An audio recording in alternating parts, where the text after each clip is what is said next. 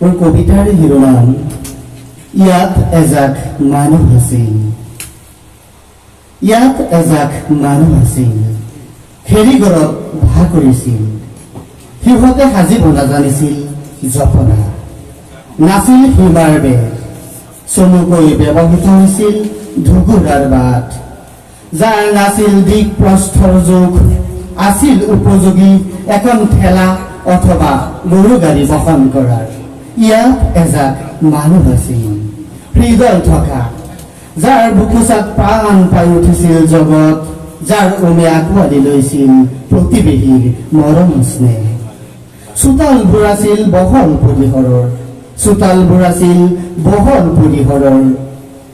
অনেক ৰকমৰ মেল বহে প্ৰায়, সৰু বৰ সবে বহি কথা পাতে প্ৰাণৰ।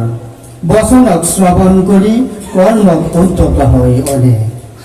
ইয়াত এজাক মানুহ আছিল, পুহ মাগত জুই পোৱা, ককা আইতাৰ সাধু কোৱা, নীলগতে কত বিহুৰ সমাদল।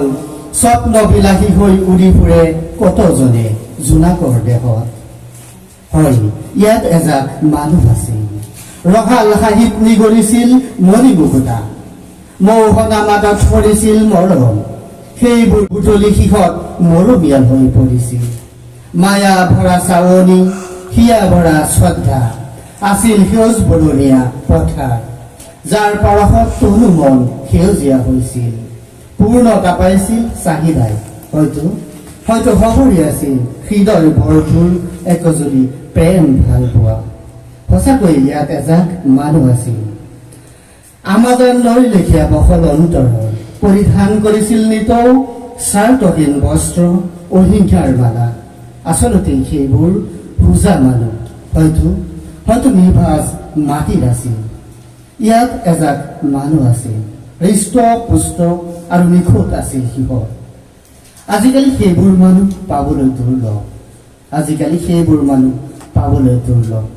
আছে কিছু দুঠেঙীয়া বিকলাংগ, মুণ্ডহীন, অন্ধ আৰু বোবা। এইবোৰ মানুহ মাতিলে সন্দেহৰ গৰাহত। ধন্যবাদ।